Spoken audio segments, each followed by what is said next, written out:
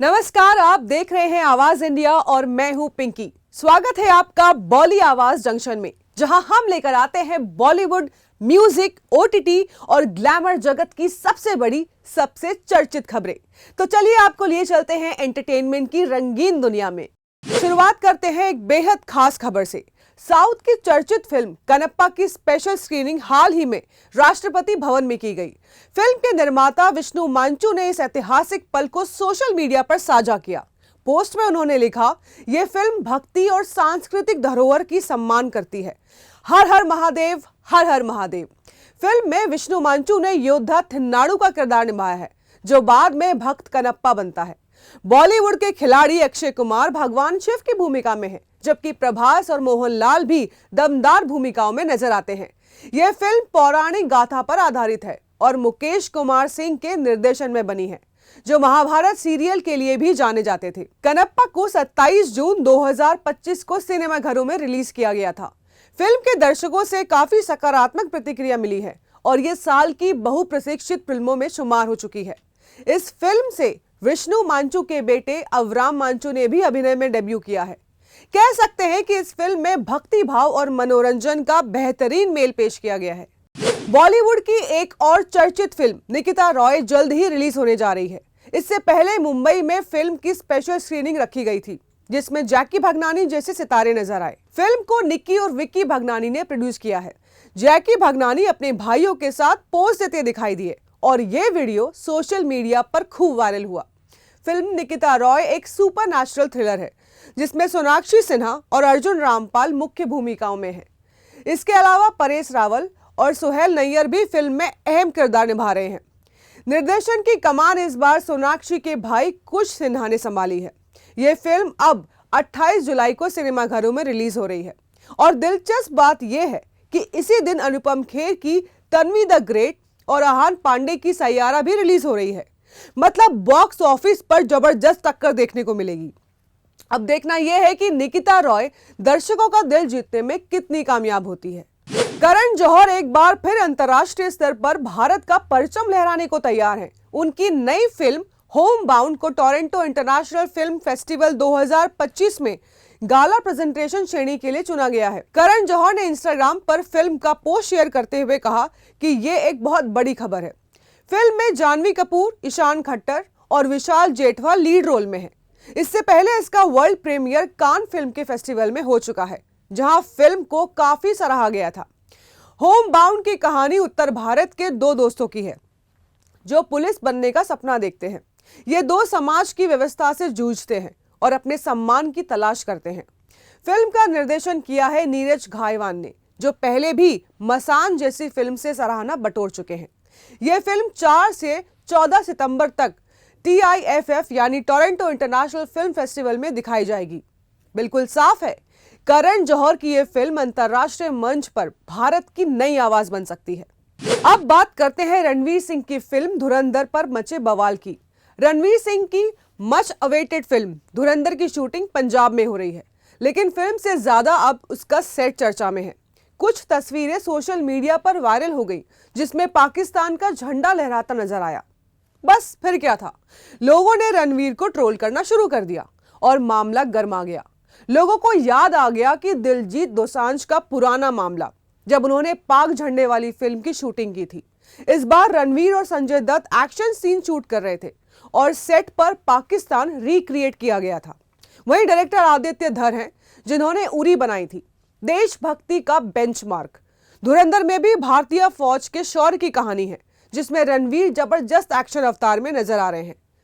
Are Madhavan की film में NSA Ajit Doval के किरदार में है और कुछ रिपोर्टर्स कहती हैं कि रणवीर मेजर मोहित शर्मा बने हैं। कहानी के लिए पाकिस्तान का सेट बना, लेकिन लोगों को पंजाब की जमीन पर झंडा पसंद नहीं आया। कई यूजर्स ने कहा कि फिल्म का हिस्सा है तो झंडा सेट पर दिखाना जायज है, लेकिन कुछ लोगों ने इस पर अपनी नाराजगी जताई और कहा कि यही लोग दिलजीत पर सवाल उठाते हैं। अब देखना होगा कि उरी जैसी ब्लॉकबस्टर के बाद आदित्य धर की धुरंधर कितना धुरंधर कमाल करती है। रणवीर की फिल्म इस साल 5 दिसंबर को सिनेमाघरों में रिलीज होगी और फिलहाल पाकिस्तान के झंडे को लेकर खड़ा हुआ यह बवाल फिल्म को लेकर हाइप तो जरूर बना रहा है। अब देखना होगा कि रणवीर की फौजी वर्दी क्या ट्रोलर्स का मुंह बंद करेगी, क्योंकि देशभक्ति की स्क्रिप्ट में रील और रियल की लड़ाई अब शुरू हो चुकी है। अब चलते हैं उस एक्टर की कहानी की ओर जो 500 फिल्में करने के बाद भी किराए के घर में रहते हैं। बॉलीवुड में 40 साल तक राज किया, लेकिन आज भी रहते हैं किराए के घर में। जी हां, हम बात कर रहे हैं अनुपम खेर की, जिन्होंने सारांश से शुरुआत की और आज डायरेक्टर बन गए। 18 जुलाई को उनके निर्देशन में बनी पहली film Tanvi the great release होने जा रही है। लेकिन जितना दिलचस्प उनका करियर रहा है, उतनी ही दिलचस्प इसकी निजी जिंदगी भी है। आपको जानकर हैरानी होगी कि अनुपम खेर आज भी किराए के अपार्टमेंट में रहते हैं। उन्होंने कहा कि मैं घर क्यों खरीदूं, मैं हर महीने किराया देता हूं और बाकी पैसे सेव करता हूं। उन्होंने अपनी कमाई से कोई आलीशान बंगला नहीं खरीदा, लेकिन मां के लिए शिमला में घर जरूर लिया।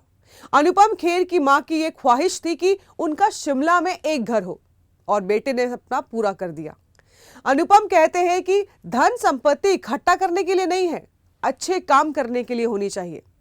इतना बड़ा स्टार, इतनी सारी फिल्में, लेकिन सोच आज भी जमीन से जुड़ी हुई। 69 की उम्र में वो अपनी सादगी और सच्चाई से लोगों का दिल जीत रहे हैं, और अब वो डायरेक्टर के तौर पर खुद को साबित करने जा रहे हैं। तो जिस कलाकार ने 500 फिल्मों में सारे किरदार निभाए, असल जिंदगी में भी वो किरदार बन गया सादगी का। अनुपम खेर की एक कहानी वाकई बॉलीवुड में कम ही देखने को मिलती है। इसे कहते हैं असली सुपरस्टार, जो शोहरत में भी विनम्रता ढूंढ ही लेता है।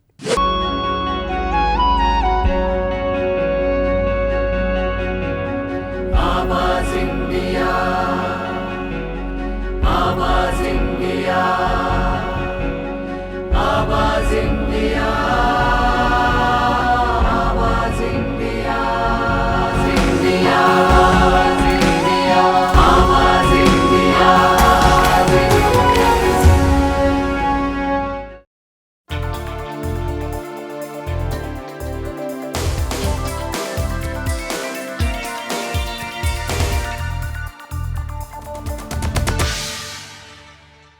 ब्रेक के बाद एंटरटेनमेंट की दुनिया बॉली जंक्शन में आपका स्वागत है। अब रुख करते हैं उस साउथ फिल्म की तरफ जिसने छपरी हीरो के दम पर IMDb में टॉप किया है। कहानी एक माटी से जुड़े छपरी हीरो की है। नाम है फिल्म ड्रैगन, और इसी साल फरवरी में रिलीज हुई। कम बजट लेकिन जबरदस्त माउथ पब्लिसिटी, और बॉक्स ऑफिस पर बन गया धमाका। महज 37 करोड़ में बनी ये फिल्म 154 करोड़ की कमाई कर गई। जी हां, आपने बिल्कुल सही सुना। कहानी है एक रंगीन मिजाज लड़के की जिसे प्यार होता है, फिर ब्रेकअप, फिर बदला, और उसके बाद फ्रॉड। डायरेक्टर अश्व मरिमुथु ने इसे प्रदीप रंगनाथन के साथ मिलकर बनाया है। फिल्म में नॉन ग्लैमरस चेहरे के बावजूद ऐसा जादू चला दिया कि IMDb इंटरनेट मूवी डेटाबेस पर मिला 7.9 का स्कोर। ड्रैगन ने दिखा दिया कि कंटेंट ही असली किंग है। गोपिका, रमेश और प्रदीप जैसे एक्टर्स ने हर दिल को छू लिया है। और देखिए कमाल, विदेशों में भी 33 करोड़ की कमाई कर चुकी है ये फिल्म।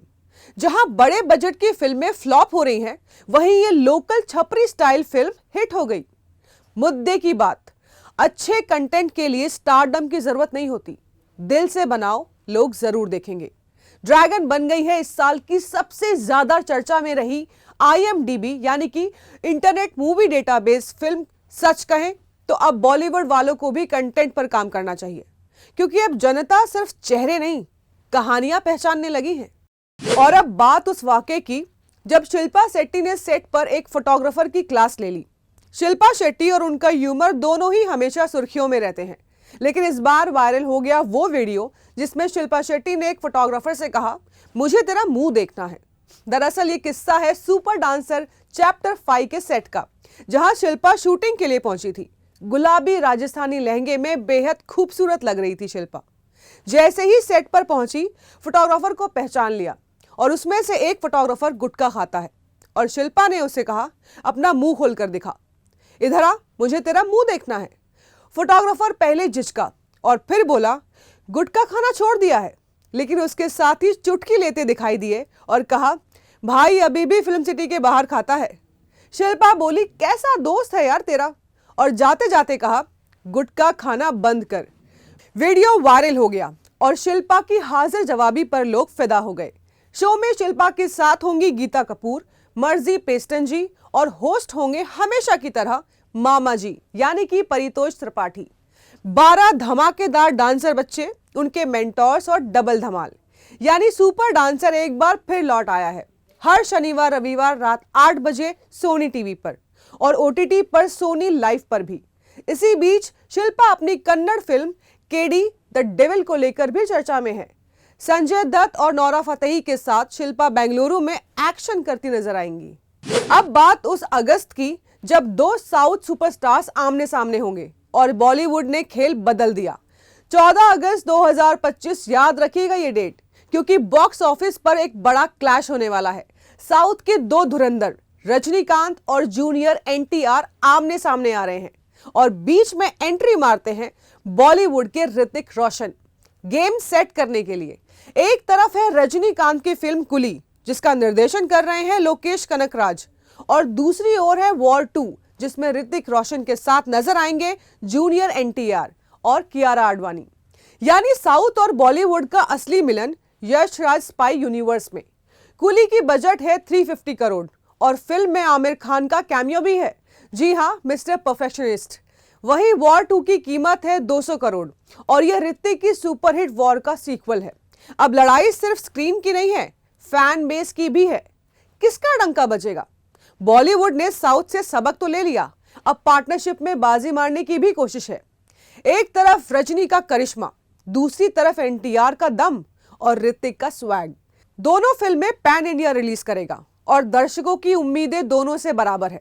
तो क्या आमिर और रजनी साथ मिलकर गेम पलट देंगे या ऋतिक और एनटीआर की जोड़ी लूट लेगी शो? जो भी हो, इस अगस्त की लड़ाई होने वाली है तगड़ी। दो फिल्में, फैंस एक, लेकिन सीटें कम। अब सुनिए उस फिल्म की कहानी जो बनी महाफ्लॉप, जिसे ओटीटी ने भी नो कह दिया।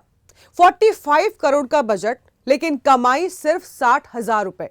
जी हां, हम बात कर रहे हैं अर्जुन कपूर और भूमि पेडनेकर की फिल्म द लेडी किलर की। 2023 में रिलीज हुई ये फिल्म कब आई और कब गई किसी को खबर नहीं हुई।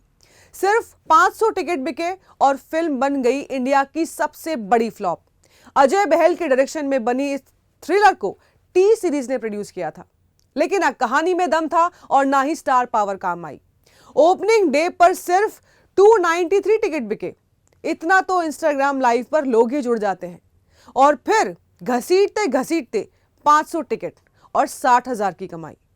ओटीटी पर रिलीज की उम्मीद तो थी, लेकिन नेटफ्लिक्स ने डील कैंसिल कर दी और किसी और प्लेटफॉर्म ने भी हाथ नहीं लगाया। आखिरकार यूट्यूब पर अपलोड कर दी गई। वहां भी हाल बेहाल। 10 महीने में महज 46 लाख व्यूज। नाम था द लेडी किलर, लेकिन खुद की फिल्म की ही बत्ती गुल। अब यह फिल्म बन गई है एक केस स्टडी। कैसे नहीं बनानी चाहिए फिल्म। फिर वक्त हो चला है एक छोटे से ब्रेक का।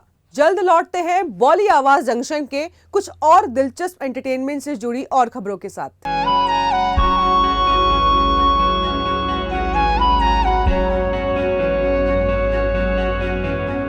आवाज इंडिया,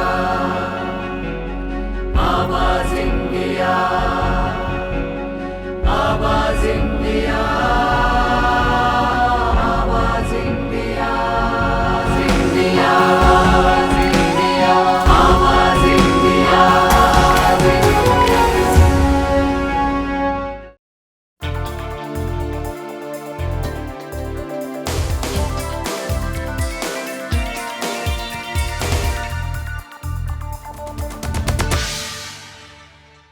ब्रेक के बाद आप सभी का फिर से स्वागत है।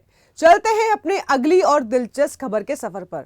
अब बात करते हैं उस लम्हे की जब अमिताभ बच्चन ने अपने बेटे के लिए लिखा प्यार भरा पोस्ट, तुम मेरे बेटे हो, मुझे तुम्हारी तारीफ करने से कोई नहीं रोक सकता। ये शब्द हैं सदी के महानायक अमिताभ बच्चन के और तारीफ हो रही है उनके बेटे अभिषेक बच्चन की। एक पोस्ट में बिग बी ने साफ साफ कहा कि अभिषेक की तीनों फिल्मों ने उन्हें गर्वित कर दिया है। I want to talk, Housefull 5 और कालीधर लापता, तीनों में अभिषेक के परफॉर्मेंस की जमकर तारीफ की गई। बिग बी ने लिखा, हर किरदार में ऐसा लग रहा था कि वो असली है, कहीं भी ऐसा नहीं लगा कि वो अभिषेक है। उन्होंने कहा, अभी साल खत्म नहीं हुआ है और भी खूबियां दिखाओगे। फैंस इस पोस्ट को देखकर इमोशनल हो गए। बाप का प्यार छलक कर पोस्ट में आ गया। जहां कभी अभिषेक को नेपोटिज्म का ताना मिलता था, अब वही परफॉर्मेंस से वाहवाही लूट रहे हैं। कालीधर लापता को ओटीटी पर काफी सराहना मिली, वहीं हाउसफुल 5 ने सिनेमा घरों में धूम मचा दी। बिग बी की ये पोस्ट सोशल मीडिया पर ट्रेंड करने लगी और एक बार फिर दुनिया को याद आया बच्चन फैमिली की बॉन्डिंग क्यों सबसे खास है। पिता पुत्र का ये रिश्ता वाकई फिल्मी नहीं, दिल से लिखा गया चैप्टर है। और अब चलते हैं करण जौहर के 3 स्टूडेंट्स की फैमिली अपडेट की ओर। स्टूडेंट ऑफ द ईयर के तीनों स्टार्स अब बन गए हैं बेबी गर्ल के पेरेंट्स। करण जौहर की ये फिल्म सालों पहले आई थी और स्टार बन गई थी आलिया, वरुण और सिद्धार्थ। अब तीनों एक्टर्स लाइफ के नए चैप्टर में हैं, पेरेंटहुड में। सबसे पहले आलिया भट्ट ने राहा को जन्म दिया। शादी के सिर्फ 7 महीने बाद आलिया और रणबीर की बेटी राहा अब स्टार किड्स की लिस्ट में टॉप पर है। इसके बाद वरुण धवन ने अपनी पत्नी नताशा के साथ 2024 में बेटी लारा का स्वागत किया। उन्होंने हरे कृष्ण मंत्र के साथ बेटी के आने की अनाउंसमेंट भी की। और अब ताजा खबर, सिद्धार्थ मल्होत्रा और कियारा आडवाणी भी पेरेंट्स बन चुके हैं।